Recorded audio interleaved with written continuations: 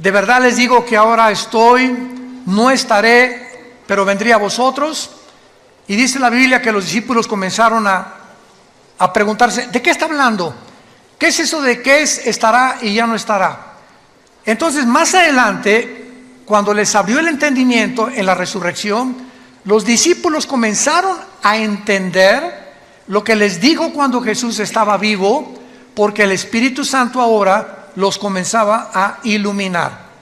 En otras palabras, si tú no tienes al Espíritu Santo, puedes ser una persona muy inteligente, muy intelectual, doctorado en filosofía y letras, doctorado en ciencias políticas, etcétera, etcétera, pero las cosas que están en la Biblia no son para la mente natural, porque la mente natural, dice 1 Corintios 2, del 10 en adelante, no entienden las cosas que son del Espíritu, porque no, para ellos son locura, porque se han de discernir.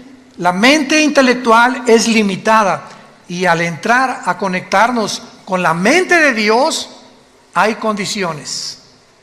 Dios no se va a revelar a cualquier ser humano simplemente porque quiera venir y pues a ver qué dice estas cosas. No, la Biblia es hecha por hombres, son leyendas, hay contradicciones. Mira nada más los genocidios, mandaron matar a todos los cananitas. ¿Qué es eso? Entonces la mente natural choca contra los pensamientos de Dios. ¿Por qué? Porque tú quisieras reducir los pensamientos de Dios al cerebro de cochinilla que tenemos, al cerebro de caracol que tenemos, y es imposible. Entonces se necesita la intervención sobrenatural del Espíritu Santo entrando a tu vida cuando recibes a Jesús, para que Él comience a decirte, esta es la A, esta es la B, la C, vamos a comenzar con sumas, después con restas, con divisiones, nos brincamos a quebrados, después a matemáticas, álgebra integral, etcétera, etcétera, raíz cuadrada, y así es en todas las áreas del conocimiento. Entras a una clase de japonés y la primera clase, esta es la A, la B, cualquier idioma que quieras estudiar, francés, inglés, alemán, comenzamos con el verbo to be, con el verbo ser o estar. Yo soy, tú eres, él es, nosotros, etcétera, etcétera, porque es la estructura para formar las demás oraciones o sentencias. Así es la Biblia. Tú tienes que comenzar a entender que comenzamos desde el principio. Entonces esta serie, se los digo y lo vuelvo a repetir y lo digo con todo mi corazón, es la serie más profunda que he estudiado y que he compartido.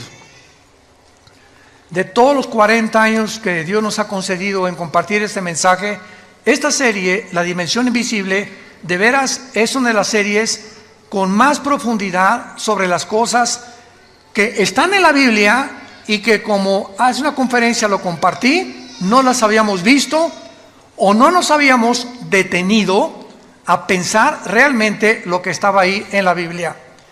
Y vamos a continuar con los gigantes, porque actualmente una de las cosas más maravillosas que hay es que estamos ante un mundo científico que nos rodea, que siguen tratando a través de los métodos científicos como el carbono 14, el potasio argón, la radioactividad, tratar de estudiar los fósiles, qué antigüedad tienen las pirámides de Egipto, por qué las pirámides de Egipto es imposible. Esto ya es una afirmación científica.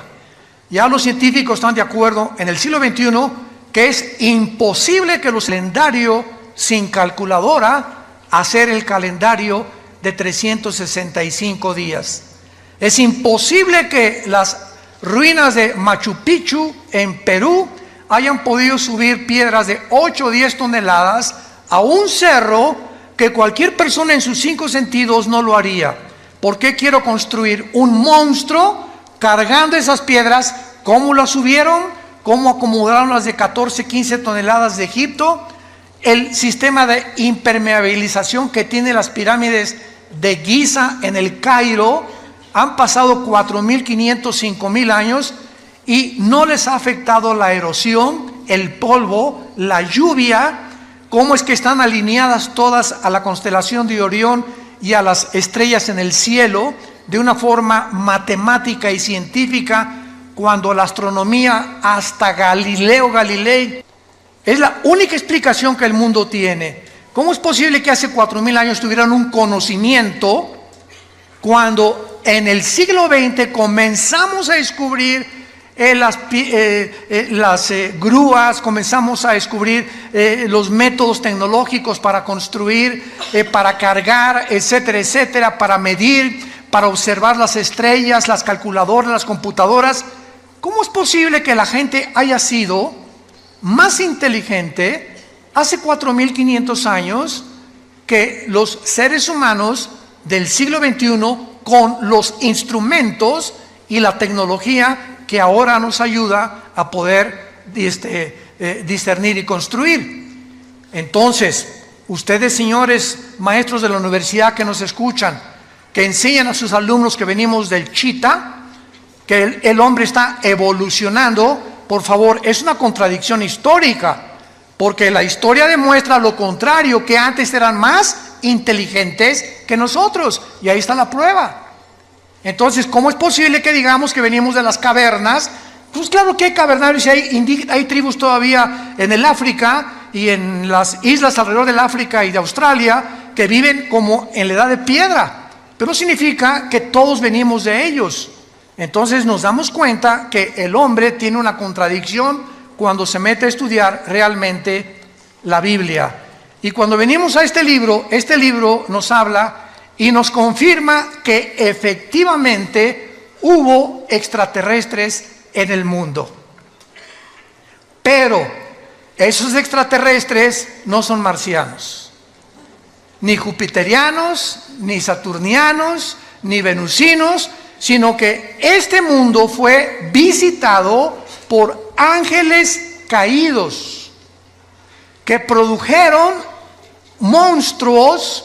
Durante 1000 años este planeta fue habitado por gigantes y se les llama en la Biblia los Nefilim, que significa en el hebreo los caídos, que se encuentran en Génesis 6. Consigan la conferencia anterior, ahí expliqué todo esto. Una mezcla genética entre la semilla de Satanás a través de los ángeles y las mujeres, que la misma Biblia en el libro de Judas, antes del Apocalipsis, nos explica, porque la Biblia no es de interpretación privada, que estos ángeles fueron en pos de vicios, igual que los sodomitas, contra naturaleza. Y entonces, así como Sodoma y Gomorra son conocidas, dos ciudades destruidas por Dios, porque el hombre dejó la hombría, que en lugar de la hombría es ser atraído por una mujer, el hombre comenzó a sentirse atraído por el hombre, las mujeres por las mujeres, y en ese momento el ser humano pierde la brújula y comenzamos a desconectarnos de nuestra realidad. Y si tú como hombre tienes el cromosoma Y que determina el sexo masculino, eres hombre. Y si tienes los cromosomas XX, eres mujer. Entonces, si tú tienes genéticamente un cromosoma que es el que determinó tu género, y tu mente te dice que no eres genéticamente lo que la ciencia y la naturaleza dice, tu vida es una lucha no contra Dios, contra la naturaleza, contra tu propia naturaleza, y claro que consecuentemente contra Dios, porque eres el que nos creó. Entonces, todos estos conceptos que encontramos en la Biblia, nos damos cuenta también que en Génesis 3, versículo 15, la primera profecía del Mesías, Dios le dice a Satanás: tu semilla tendrá guerra contra la semilla de la mujer. Vemos dos semillas. La semilla de la mujer te herirá la cabeza, y tu semilla hará caer o le quitará el equilibrio a la semilla de la mujer. Esta palabra semilla, a los que les interese, en Génesis 3:15, pon arriba la palabra semilla. Gracias porque trajiste tu Biblia, te felicito porque eres un estudiante de la Biblia. Entonces, si tú trajiste tu Biblia, rápidamente en Génesis 3:15 ponle a la palabra semilla Sera, con Z, que es la palabra hebrea para esperma. Ya comenzamos, ¿verdad? Hoy, pero lo he visto tantas veces, no me he fijado en eso. Les digo que hay tantas cosas en la Biblia, enigmáticas, misteriosas, que hasta que en 1954, por el amor de Dios, hasta el siglo pasado que se descubre el ADN, el código genético que cada célula de nuestro cuerpo contiene, con toda la información de nosotros, comenzamos a entender lo del esperma y lo de la genética, etcétera, etcétera, lo de la herencia. Y la Biblia se adelantó hace 4.500, 5.000 años para decirnos que Satanás tiene esperma.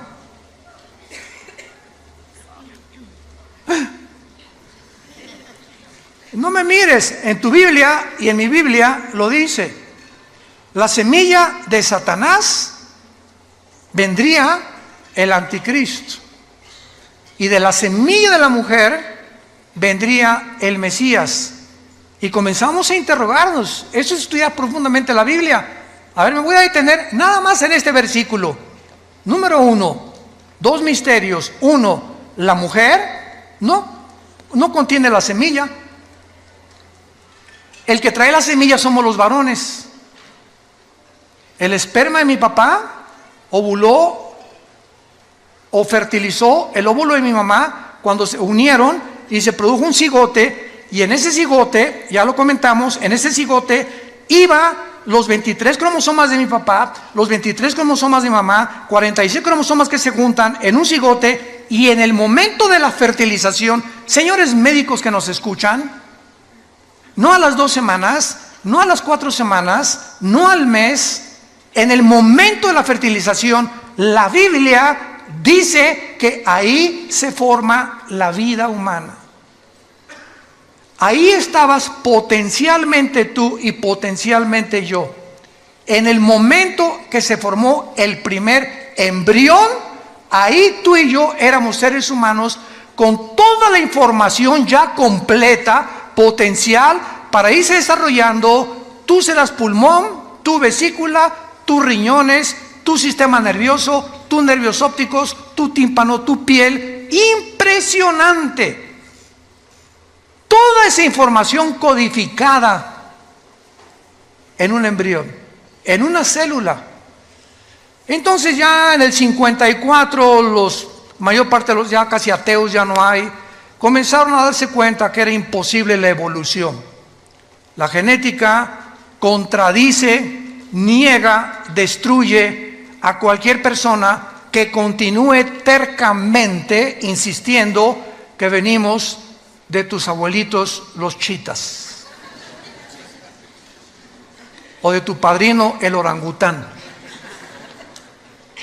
Imposible genéticamente. Hasta ahorita no hay un cambio, una mutación de una especie a otra especie, pero se sigue enseñando porque el hombre no es posible que descubra en el universo que le rodea los secretos que le pertenecen a Dios. Nuestra mente es demasiado finita. Y aquellos que han luchado contra Dios como los ateos acaban locos. Toda la historia de los ateos del siglo pasado, vean cómo acabaron, todos. Friedrich Nietzsche, Jean-Paul Sartre, Bertrand Russell, el doctor Sam Harris, y todos esos, ¿verdad?, acabaron locos en el manicomio o degenerados sexualmente. Como decía Jean-Paul Sartre, el padre del existencialismo en los 60s, ateo francés, en su libro El Muro, llega un momento en que dice en su libro que me estrello contra la pared, o sea, me doy cuenta que no puedo yo, a través de la investigación científica, ni intelectual, ni por más conclusiones e hipótesis que yo pueda hacer, descubrir lo que está detrás de esa pared. ¿A qué le llamaba la pared en su libro? Aquello contra lo cual el ser humano choca por la limitación intelectual con la cual nacimos. No somos dioses. No somos dioses. Los problemas que enfrentamos como matrimonio, como padres, como gobernantes, van mucho más allá de nuestra capacidad para resolverlos. Y por eso el padre, no sé qué hacer con mi hijo, no sé cómo tratar a mi esposa, no sé qué hacer con mi esposo. Tiene una personalidad en la mañana, otra en la tarde y en la noche le digo el anticristo. No sé qué hacer con el gobierno. ¿Cuál economía es la mejor? Hijo, ¿a dónde hemos llegado? ¿Cuál sistema, cuál ideología es la correcta? ¿Será el comunismo? ¿Será la democracia? ¿El socialismo? ¿Una monarquía? ¿Qué es lo que funciona? Y probamos una cosa y vamos que fracasó durante más de 70 años como el comunismo y volvemos a desenterrarlo. ¿Por qué? Porque no tenemos respuestas y creemos que regresando a los antiguos patrones vamos a poder a mejorar el patrón, el que ahorita está demostrando que también la democracia no es el sistema perfecto de gobierno. Y el hombre se encuentra en Sudamérica, México, Europa, confundido ideológicamente. Ya la China no es comunista, es comunista, capitalista. Hágame el favor. Jesús, María y José y el burrito que los acompaña. Y el comunismo no es comunismo, ya es socialismo también, o también el comunismo capitalista también. O sea, es una confusión y una mezcla de la ensalada del chef, de filosofías unas con otras, como las religiones. Ahorita religiones que es una mezcla de cristianismo con filosofías orientales y con brujería. Vean nomás qué ensalada, lo que meten en una olla, porque el ser humano sigue buscando la verdad. Aquí está. Yo soy el camino, yo soy la verdad, yo soy la vida, dijo Jesucristo hace 2000 años. ¿Dónde está la luz? En tu luz veremos la luz. Les dejo este manual, seres humanos, para que rijan sus vidas, para que controlen sus vidas, para que informen, para que me busquen con todo el corazón y encontrarás la brújula que necesitas para viajar en la peregrinación tan corta que es la vida humana. El otro día platicábamos, hay un piloto que es vecino de nosotros, en la casa de ustedes, de American Airlines, y me decía: Armando, cuando tú vas volando, él vuela pilotos de Boeing grandísimos, ¿verdad? Me dice, ¿sabes? Le digo, ¿y cómo le haces, por ejemplo, si sales de Dallas o sales de Chicago y vas a España, cómo te diriges en el mundo? Claro, su GPS le dice el norte, sur, lo que tú quieras, ¿no? Le digo, y al llegar a un aeropuerto, por ejemplo, ¿cómo sabes dónde está el aeropuerto, no? ¿Cómo sabes dónde aterrizar? ¿Cómo sabes en qué posición poner para, etcétera, etcétera? Y me dijo, todo es por instrumentos. No tiene nada que ver nuestra capacidad, es por instrumentos. Si tú vas en un barco, un capitán pregúntale, y vas con el timón del barco, ¿cómo sabes en el océano el sur, el norte, el occidente, el oriente, etcétera, etcétera? Por las cartas de navegación. Si tú eres un buzo y comienzas a practicar el buceo, yo me acuerdo que bajé hasta 46 metros con Aqualón en los 70s, me invitaron a bucear cerca de Cancún y bajamos muy profundo y me dijo el instructor, mire, habíamos tomado clases durante casi 2 meses antes.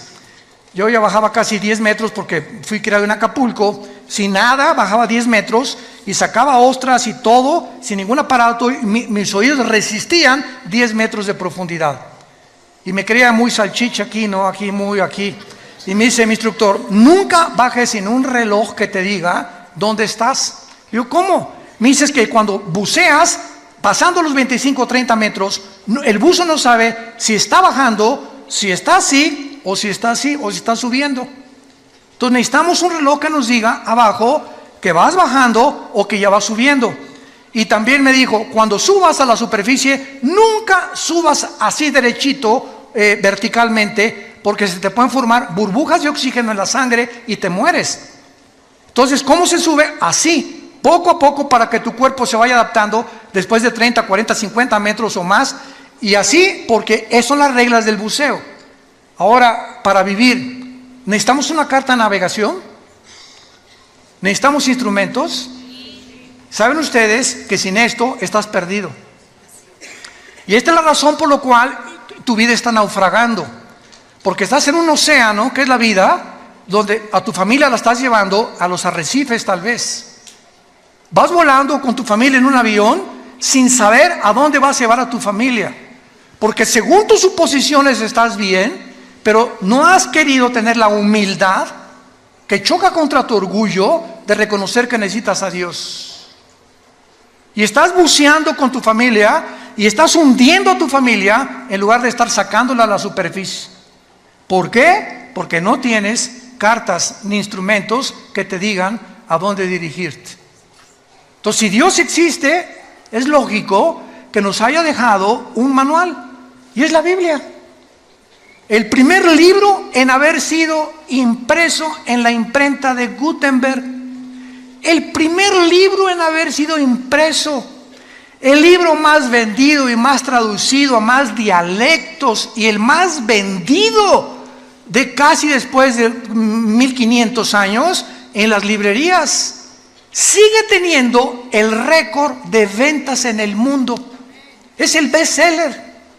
Y casi la mayor parte de las personas que la compran la Biblia la tienen en su casa llena de polvo. Ahí la tienen de vez en cuando. No, pues sí, ¿verdad? Porque no han sido movidas por el Espíritu Santo a descubrir y a comenzar a caminar con Dios. Si tú le dedicas 15, 10, 20 minutos en la mañana y antes de acostarte a leer la Biblia. Muy bien. Vemos nosotros en el Antiguo Testamento que cuando se mezclaron los ángeles con las mujeres, Génesis capítulo 6, no sabemos qué pasó. Lo único que sabemos es que hubo un producto. Mezcla ángeles, seres humanos. Hubo un producto que se llamaron los gigantes. Génesis 6, versículo 4. Y estos gigantes se tradujo de la palabra Nefilim. Nepilim, N enana, P de papá, con H intermedia. Nepilim, que significa los caídos. Estos Nefilim o estos gigantes estuvieron desde el tiempo del diluvio hasta el tiempo de David. Recuerden en 1 Samuel 17 que uno de estos descendientes de los gigantes, de los Nefilim, se enfrentó al ejército de Saúl, ¿se acuerdan? Es una historia de la escuela dominical. Y entonces este gigante se llamaba Goliat y tenía 4 otros hermanos de gigantes. Y David se enfrentó con él y sabemos la historia con la onda, ¿verdad? Que le pegó aquí exactamente en el entrecejo y cayó el gigante, agarró David la espada y le cortó la cabeza. David fue el último en la Biblia que terminó con la raza de gigantes. Ahora bien, vayamos a introducirnos un poco más en la Biblia. Veamos en el libro de Deuteronomio a estos gigantes que tal vez tampoco ni siquiera se predica de esto, desgraciadamente. Vamos a comprobar y a corroborar de qué manera poblaron el mundo antiguo y de qué manera estos gigantes eran enemigos tanto de Dios como del pueblo de Dios. Y estos gigantes también fueron los que impidieron o trataron de impedir que cuando Moisés, Números capítulo 13, envía a los espías, ¿se acuerdan? A Canaán. Se encuentran con estos gigantes en Canaán, tenían controlado Canaán, que era la tierra que le correspondía al pueblo de Israel, y regresan con Moisés. Moisés no, Canaán está, unos hombres parecíamos langostas comparados con ellos. Y solo Josué y Caleb dijeron, el gigante más grande es Dios. Y si Dios es nuestro gigante, es más grande que estos gigantes y podemos entrar a Canaán. Que es la mentalidad que el cristiano tiene que tener. Pero vamos a ver algunos pasajes en la Biblia para que hagamos estos descubrimientos maravillosos. En Deuteronomio capítulo 2, versículo 10 y 11, dice así: los emitas habitaron en ella antes, pueblo grande y numeroso y alto, alto como los hijos de Anac. Por gigantes eran ellos, tenidos también como los hijos de Anac, y los moabitas les llamaban emitas. Vamos a comenzar a descubrir que esa tierra prometida que Dios le dio a Abraham, en Génesis 12, para que entraran, la poblaran y se establecieran y criaran a sus hijos ahí, cuando salieron de Egipto y vagaron por el desierto, no pudieron entrar durante 40 años al lugar que Dios les tenía asignado para poder establecerse como el pueblo y poder dispersar el conocimiento de Dios en todas las naciones. Entonces, la tierra de Canaán estaba poblado por puras tribus de gigantes. Y comenzamos a ver que los semitas eran gigantes y los hijos de Anac o anaseos eran gigantes y los emitas eran gigantes. Versículo 19 al 21 del mismo capítulo 2 de Deuteronomio. Dice así: y cuando te acerques a los hijos de Amón, aquí estamos, otra tribu que se llama los amonitas, no los molestes ni contiendas con ellos, porque no te daré posesión de la tierra de los hijos de Amón. ¿Cómo? ¿Verdad? Pues a los hijos de Lot la he dado por heredad. Por tierra de gigantes fue también ella tenida. Habitaron en ella gigantes en otro tiempo, a los cuales los amonitas llamaban somsomeos, que significa los monstruos poderosos, como pueblo grande y numeroso y alto como los hijos de Anac, a los cuales Jehová destruyó delante de los amonitas. Estos sucedieron a aquellos y habitaron en su lugar. Brinquémonos al libro de los Números, capítulo 13, en la famosa expedición que tuvieron los judíos para asomarse a la tierra que estaban habitando precisamente los gigantes, y descubrir que esto fue precisamente lo que les impidió a ellos entrar a Canaán. Dice Números 13, 32 y 33. Pero vamos a leer mejor desde el 30. Números 13 del 30, para tener el contexto. Entonces Caleb, aquí ya regresaron de espiar la tierra de Canaán, hizo callar al pueblo delante de Moisés y dijo: subamos luego y tomemos posesión de ella, porque más podremos nosotros que ellos. Mas los varones que subieron con él dijeron: no podremos contra aquel pueblo, porque es más fuerte que nosotros. Y hablaron mal de los hijos de Israel, de la tierra que habían reconocido, diciendo: la tierra por donde pasamos para reconocerla es tierra que traga a sus moradores, y todo el pueblo que vimos en medio de ella son hombres de grande estatura. También vimos allí gigantes, hijos de Anac, o sea, los anaseos, raza de gigantes, y éramos nosotros, a nuestro parecer, como langostas, y así les parecíamos a ellos. Vemos pues que este mundo estuvo infiltrado en el tiempo de los antiguos, de nuestros antepasados, por gigantes. La arqueología y la paleontología moderna lo ha descubierto, y han encontrado fósiles de estos huesos de los gigantes también. Y la mayor parte de las veces es impresionante, los han escondido.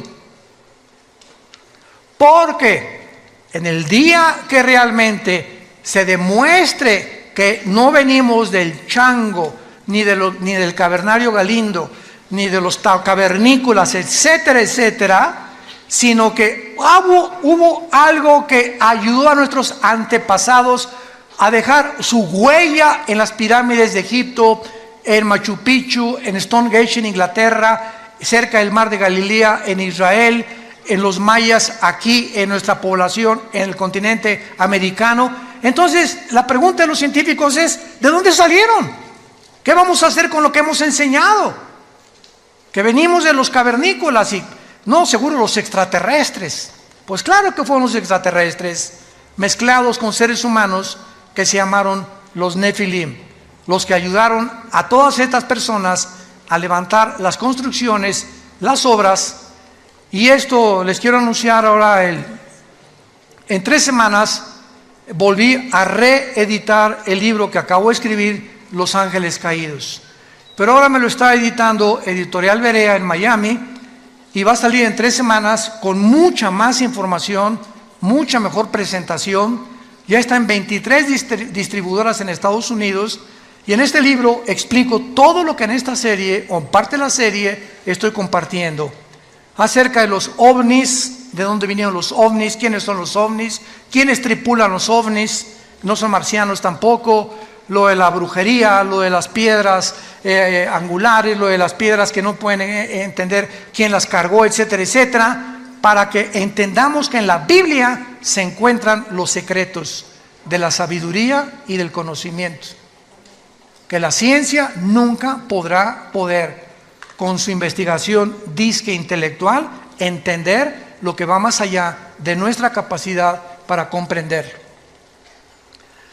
Veamos ahora algo tremendo en el libro de Isaías capítulo 14. Esto está tremendo.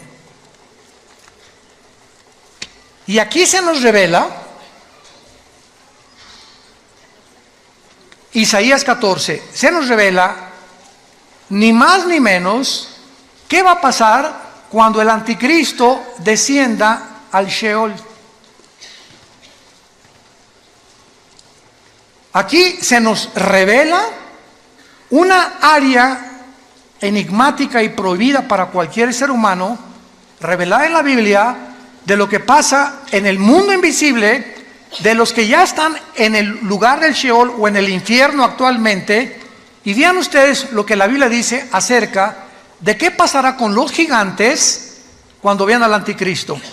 Esto está, ni Hollywood se imagina algo así. Génesis, Isaías 14, versículo 9. El Sheol abajo se espantó de ti. Está hablando, vamos a ver, del anticristo. Despertó muertos que en tu venida salieran a recibirte. O sea, los habitantes del infierno o del Sheol que estén ahí cuando el anticristo entre se van a espantar, porque tienen mucho conocimiento. Acordemos una cosa: la muerte no es la cesación de la vida. No hay tal cosa como que ya dejamos de existir. La muerte continúa en un estado de nuestra conciencia. Entonces, la muerte es un estado consciente, para definirla. Es un estado consciente en otra dimensión. Y cuando yo digo consciente, es que te vas a acordar quién eres. Y vas a estar en el infierno, y cuando te enterraron, los gusanos se comieron tu cerebro, ¿no es cierto? Se comieron lo que te quedó de tu sangre, tus ojos, en fin, todo. ¿Cómo es posible que en el infierno recuerdes si tu cerebro se lo comieron los gusanos?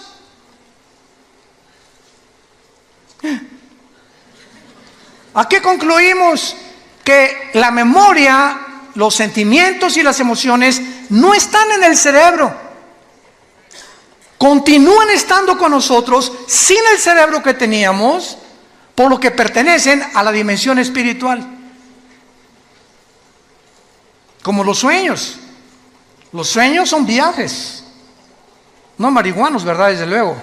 A menos que, quién sabe que te metes antes de acostarte, ¿verdad? Pero hacemos viajes con lugares, personas. Estamos en un mundo, estamos en una dimensión que el cerebro, así como el hígado produce la bilis y el estómago los jugos gástricos, el cerebro no produce los sueños ni los pensamientos tampoco. Los pensamientos trascienden al cerebro, y en la neurología se ha tratado, pues aquí en esta zona del hemisferio izquierdo del cerebro hay esto, en el derecho hay esto. Estas cosas son lo que más o menos han tratado de ver que está conectado. Pero nos damos cuenta que la Biblia nos muestra que los muertos están conscientes. ¿Y cómo lo pueden estar si mi cerebro está en la tumba? ¿Cómo puedo ver en la otra vida si mis ojos se los comieron los gusanos? Y en la otra vida, la Biblia nos relata que los muertos tanto los que están en el cielo como los que están en el infierno, ven, oyen, están conscientes. Mantenemos la conciencia durante toda la eternidad, para bien o para mal. Aun cuando nosotros, cuando muramos, ¿verdad?, con Cristo, dichosos los que mueren en Cristo porque han descansado de sus obras del pasado, mantenemos la conciencia, pero dicen en Isaías que será renovada nuestra mente o nuestra conciencia, porque tendremos un cuerpo como el de Cristo cuando Él resucitó, glorificado como el de Él. Isaías 14: el Sheol se espantó, despertó muertos que en tu venida salían a recibirte, hizo levantar de sus sillas a los príncipes de la tierra, a todos los príncipes de la tierra y a los reyes de las naciones. Qué interesante que mientras estamos en vida anhelamos puestos políticos. Quisiera yo ser rey. Yo sueño con un príncipe azul. Y ahorita los príncipes azules, como el príncipe Harris y Meghan, huyeron del palacio. No quieren saber nada de la monarquía. No sabes el precio que se paga viviendo en unas condiciones bajo la realeza y los protocolos. Le decían a Meghan: tú no puedes usar zapatos abiertos, tienen que ser cerrados, chiquita. Cuando cruces las piernas, que tu falda llegue 5 pulgadas y no las puedes cruzar. Siempre te tienes que sentar derechita así. Tienes que usar estas cosas, no puedes decir estas cosas. Una serie de mandamientos y cosas que dijo a Dios. Y eso fue lo que le pasó a la mamá del príncipe Harris, a la pobre princesa Diana. También la princesa Diana salió, él como su mamá, imitó a su mamá, salió corriendo del palacio. Y más cuando supo, ¿verdad?, que su esposo con el que se casó ya andaba con otra, ¿verdad? Y se fue a buscar, ¿verdad?, a la pobre princesa Diana, fue con la Madre Teresa, fue con los pobres. Bueno, vemos todas estas cosas. Entonces, qué interesante que encontremos aquí que el Espíritu Santo, a los primeros personajes que nos retrata, son a los gobernantes y a los reyes. Y nos damos cuenta que al que mucho se le da, mucho se le va a pedir. Entonces, cuidado políticos que nos escuchan, cuidado jueces que nos escuchan, cuidado personas que tienen en su poder la autoridad de juzgar, de meter a la cárcel, de sacar a la cárcel, porque Dios los va a juzgar con una vara mucho más grande. Porque esta autoridad es delegada, no es de ellos, es delegada por Dios. Romanos 13, no hay autoridad más que de parte de Dios, y las que hay por Dios ha sido establecida. De manera que el que resista la autoridad resiste a Dios. Por eso se nos manda someternos a nuestros gobiernos. Que mi gobierno es comunista, mi gobierno es socialista, mi gobierno es esto, mi gobierno es el otro. Oremos por el gobierno, oremos por nuestros gobernantes. Lo único que va a cambiar es la oración. Nada va a cambiar a México, ni a Guatemala, ni a Estados Unidos, ni a Inglaterra, más que nuestra vida. Y así como tú ves, mi oración le podrá cambiar las cosas. Tan chiquita que soy, tan chiquito que soy, ¿me oirán los ángeles también? No, los ángeles no te están escuchando. Te está escuchando Dios, Jesús y el Espíritu Santo. Y así como estás de chiquita y pareces que no valemos nada, cuando nos hincamos, movemos la geografía cósmica y movemos el cosmos con la oración de un solo santo. Puede mucho, al grado que Elías detuvo la lluvia 3 años y medio. Pero ya no soy Elías, me dicen Pancho. Dice en Santiago capítulo 5, Elías oró y la oración del justo puede mucho. Dándonos un ejemplo nada más, que cuando tomas en serio a Dios, no te imaginas el poder de la oración. No nos imaginamos, y más cuando oramos todos. Vamos a orar todos diario ahora por nuestro gobierno. Que Dios les dé sabiduría, que México tenga paz. Y dice a continuación, versículo 10: todos ellos darán voces y te dirán: ¿tú también te debilitaste como nosotros y llegaste a ser como nosotros? O sea, cuando el anticristo gobierne, todo el mundo lo va a ver. ¿Quién como él? Dice Apocalipsis 13. y con poderes, y va a hacer que caiga fuego del cielo y milagros, esto y el otro, una inteligencia diabólica increíble, va a resolver los problemas de la economía, de la pobreza, todo va a ser un genio que el mundo se va a hincar delante de él y va a decir, este es el Mesías, este es el líder que necesitaba el mundo. Y cuando baje al infierno, los que murieron antes que en él, decir, ¿eras tú? ¿Tú eras esa chinche que estabas ahí brincando como en un comal cuando estabas vivo? Ahora eres igual que nosotros. Qué impresionante es esto, pero lo más impresionante es lo siguiente. Dice la Biblia, el versículo 10, darán de voces y te dirán todo lo... Pero la palabra, apunten ustedes por favor, en el versículo 9, el Sheol abajo se espantó de ti, despertó muertos. Esa palabra muertos es la palabra Refaim, que es otra de las palabras hebreas para los gigantes y para los nefilim.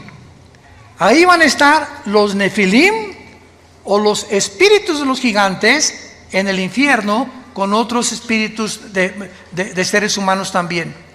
Y vemos nosotros que la Biblia los coloca ahí porque vamos a ver otro pasaje donde estos gigantes que habitaban la tierra, mezcla híbrida, ángeles humanos, no van a resucitar. Tanto los buenos como los malos vamos a resucitar, ¿correcto? Por más malo que seas, después del milenio, Apocalipsis 20 del 11 al 15, el juicio del gran trono blanco es la resurrección, que es la segunda muerte de los incrédulos. Isaías 26, demos la vuelta a Isaías 26. Dejamos a la Biblia seguir hablando. Génesis 26, Isaías 26, versículo 14. Vean nada más este versículo. Isaías 26, 14. Muertos son, no vivirán. Han fallecido, no resucitarán. A ver, espérenme tantito. Usted oiga, maestro del Instituto Bíblico, maestro de teología, ¿quiénes no van a resucitar? Tanto los buenos como los malos. ¿Quiénes son? ¿Qué género o qué entidad espiritual está mencionando aquí que ellos no van a resucitar? La palabra fallecido y muertos ahí, apúntalo, es la palabra Refaim. Otra vez, los gigantes. Ellos no van a resucitar. Yo vi tantas veces este versículo y así pasa. No lo entiendo, le doy la vuelta a la hoja. Porque es lo mejor que podemos hacer, ¿verdad? Chocamos con tantas cosas en la Biblia que le sigo leyendo mejor. Como cuando comemos pescado, ¿no? Ahí me encanta el guachinango, así me encanta así uno entero, frito al mojo de ajo. Y lo quitas, ¿verdad? Le quitas la cabeza, etcétera, etcétera. Y lo comienza a comer, le quitas el espinazo, la colita la chupas, es rica. Pero vas a encontrar muchas espinas todavía. ¿Y qué haces cuando te encuentras una espina? ¿Ya dejas de comer? No, ¿verdad? Te la quitas y la pones a un lado y te sigues comiendo la carnita. Así es la Biblia. Nos encontramos con tantas espinas que no porque no lo entienda la voy a dejar de leer. Voy a dejarla y voy a seguir comiendo lo que creo que puedo entender. Y tal vez el año que entra, en 2 años, en 5 años vas a entender y regresar a lo que ahorita estamos compartiendo y lo vas a entender. Así es la palabra de Dios. Muy bien.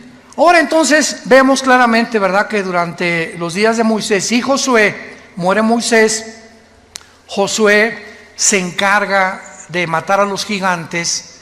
O sea, todas las guerras de Josué eran contra 7 ciudades cananitas.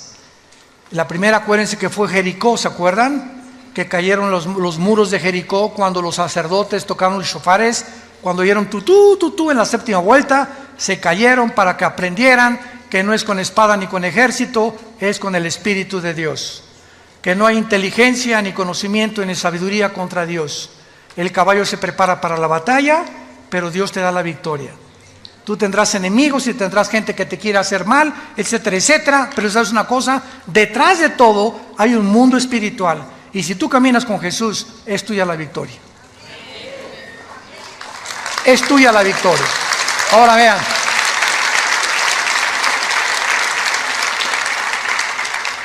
Josué, todo el libro de Josué se trata precisamente de la lucha contra los cananitas. Y termina Josué, ¿verdad? Y no terminó la lucha contra los cananitas, simplemente porque después de Josué vino una época que se llamaron los jueces. Y los jueces, todos fracasaron, entre ellos fue Sansón, Gedeón, que son muy famosos. Israel pecaba contra Dios, Dios los juzgaba y les mandaba un juez. Pecaba contra Dios y les mandaba un juez. El libro de los jueces es el libro más oscuro, donde las tinieblas más grandes cubrieron la tierra de Israel. Y entonces después de los jueces, pues ya vinieron, ¿verdad?, el primer rey que Dios les manda a Saúl, que Dios no quería que Saúl fuera rey tampoco. Vino David, que era el ungido de Dios, y después de David vino Salomón. Y fue hasta el reino de David. Vayamos a 2 de Samuel, capítulo 21, y veamos cómo fue David el que acabó con esta raza de gigantes. Por eso se le llama a David el guerrero más grande de la Biblia, a Salomón el hombre más sabio.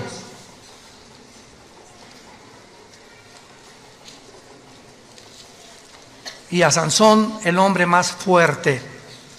Lo curioso de que el hombre más sabio de la Biblia, Salomón, el guerrero más fuerte de la Biblia, David, y el hombre más fuerte que cargaba una puerta casi de 150 kilos y con una quijada mataba leones, Sansón, estos tres hombres los venció una mujer. Con razón tanto feminicidio, ¿verdad? Una sola mujer fue la causa y Dios lo deja. Y lo interesante también es que, ¿se acuerdan quién venció a Sansón, verdad? ¿Sabes qué significa Dalila? La que debilita a los hombres.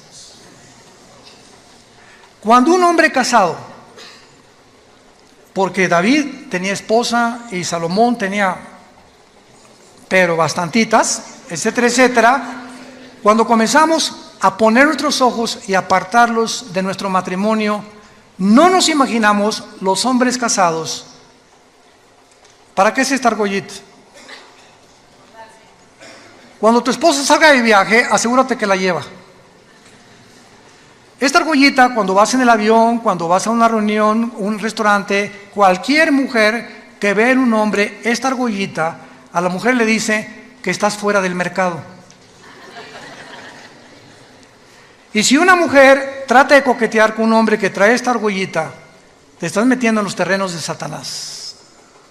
Coquetear con un hombre casado, no te imaginas, no te la vas a acabar.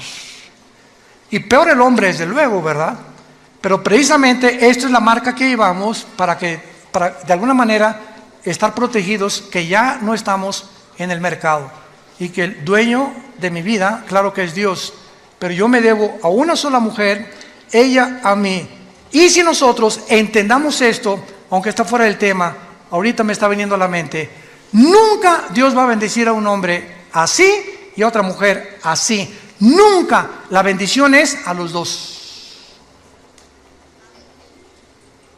Si tú estás por acá, yo soy muy espiritual, mi esposo es una carnalota, o yo soy muy espiritual y mi esposo, hasta que no arreglen sus problemas y no caminemos los dos juntos, no esperemos ser guiados por el Espíritu Santo,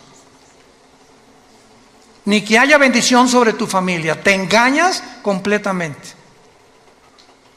Los dos tenemos que caminar, y se los digo a mis pastores, porque hay pastores que la obra de Dios y el evangelismo y esto y el otro, y la familia pasa a segundo lugar. Cuando la familia pasa a segundo lugar, Dios no bendice a ese pastor. ni ese misionero, ni ese hombre, por más que se parezca a San Francisco de Asís.